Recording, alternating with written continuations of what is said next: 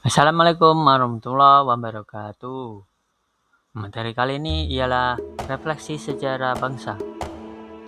Pelajaran sejarah Pancasila bagi generasi muda. Tahukah gimana Pancasila itu lahir? Kita semua tahu bahwa Pancasila adalah dasar negara Indonesia. Perjalanan lahirnya Pancasila bukannya hal yang mudah, melainkan proses yang panjang, penuh dengan perdebatan dan semangat persatuan dari pendiri bangsa. Bagian pertama, BPUPKI, Badan Penyelidik Usaha-Usaha Persiapan Kemerdekaan Indonesia, dibentuk untuk mempersiapkan segala hal terkait kemerdekaan Indonesia. Fokus utamanya adalah merumuskan dasar negara yang kokoh. Beberapa tokoh seperti Muhammad Yamin dan Supomo memberikan pandangan mereka mengenai dasar negara. Namun, momen paling bersejarah terjadi pada 1 Juni 1945, yaitu usulan dari Soekarno yang akan kita kenal sebagai lahirnya Pancasila. Nah, berikut adalah tanggal dari lahirnya Pancasila sampai ditetapkannya dan disahkannya di Undang-Undang Dasar 1945. Berikut adalah Panitia 9. Setelah sidang BPUPKI pertama, muncul berbagai usulan dari Muhammad Yamin, Supomo, dan Soekarno. Untuk menyatukan pernyataan itu, dibentuklah Panitia 9. Pada 22 Juni 1945, Panitia 9 menyusun naskah yang dikenal sebagai nama Piagam Jakarta. Namun, naskah ini merupakan rumusan awal Pancasila. Bagian 2, Piagam Jakarta. Isi dari Piagam Jakarta meliputi 1. Ketuhanan dengan kewajiban menjalankan syariat Islam bagi pemeluk-pemeluk. 2. Kemanusiaan yang adil dan beradab. 3. Persatuan Indonesia. 4. Kerakyatan yang dipimpin oleh hikmat kebijaksanaan dalam permusyawaratan perwakilan. 5. Keadilan sosial bagi seluruh rakyat Indonesia.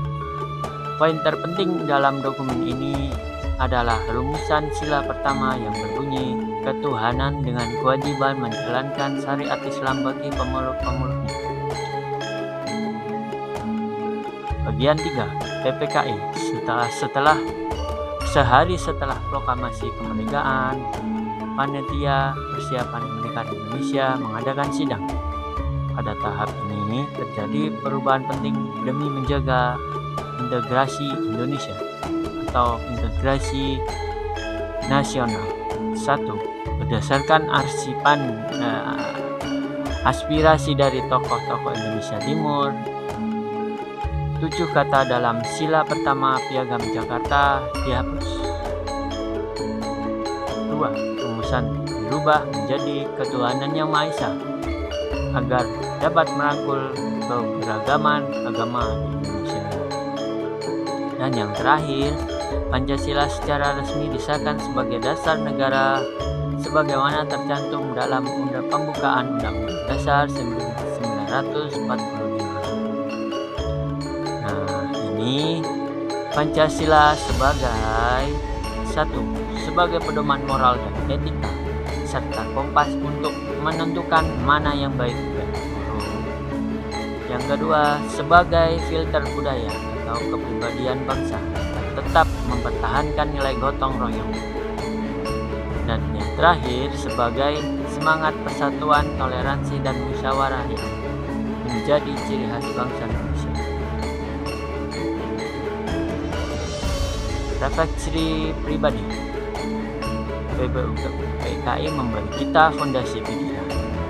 Piagam Jakarta memberi kita semangat toleransi, dan PPKI memberi kita kerangka aksi.